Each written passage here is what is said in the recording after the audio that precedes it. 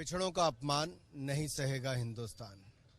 और पिछड़ों का अपमान करने का, अपशब्द बोलने का काम ये राहुल गांधी जी और कांग्रेस पार्टी लगातार करती रही है। इनके काले कारनामे, अब काले कपड़े, ये काले जादू तक जाने वाले हैं, क्योंकि काले कारनामे छिप नहीं पाएंगे।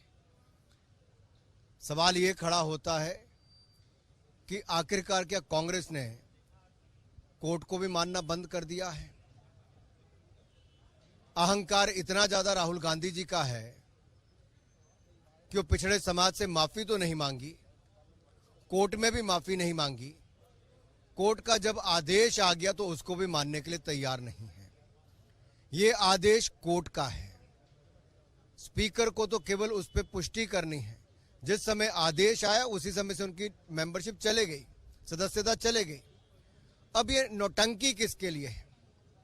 एक व्यक्ति के लिए संसद के सत्र को नहीं चलने देते, वो व्यक्ति जो दुनिया भर में जाके भारत का अपमान करता है और वापस आकर वो नहीं बोलेंगे तो संसद नहीं चलेगी। सवाल ये खड़ा होता है कि क्या पिछड़ों को इसी तरह से ही अपशब्द अपमानित करने का काम कांग्रेस पार्टी करती रहेगी? क्या कांग्रेस काले कपड़े, काले कारनामे करने के बाद पहनती रहेगी? क्या काले जादू तक भी ये पार्टी जाएगी अपने बचाव के लिए? राहुल गांधी कहते हैं मैं सावरकर नहीं हूं, मैं गांधी हूं, मैं माफी नहीं मांगूंगा। राहुल गांधी सावरकर कभी हो नहीं सकते। सावरकर जी कभी 6 महीने विदेश में घूमने फिरने नहीं जाते थे। हर सेशन के बाद उनको विदेश की यात्रा की छुट्टी नहीं चाहिए थी। वो समर्पित थे देश की आजादी के लिए, जेल से ही 14 सालों तक। राहुल जी, सावरकर जी का अपमान तो आपने किया ही। अरे वीर सावरकर तो राहुल गांधी कभी नहीं हो सकते, लेकिन अपनी दादी में भारत की पूर्व प्रधानमंत्री इंदिरा गांधी जी की इज्जत तो बचा लेते, नेहरू जी की इज्जत तो बचा लेते। क्या आपने उनको भी अपमानित साथ साथ कर दिया? अरे 1970 में डाक टिकट आपकी ही सरकार के समय जारी की ही।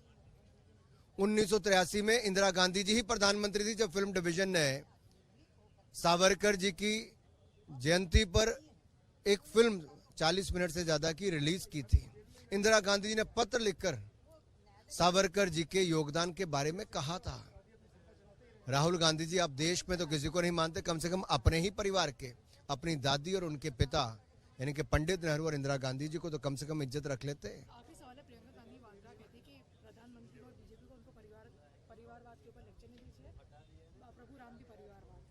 हे प्रभु, यही दिन देखना भारत के लिए रह गया था कि एक परिवार जो अपने आप को इस दुनिया के सबसे बड़े लोकतंत्र भारत से ऊपर समझता है, इस संसद से ऊपर समझता है, देश से ऊपर समझता है, आज वो अपनी तुलना भगवान राम के साथ, उनके परिवार के साथ करते हैं।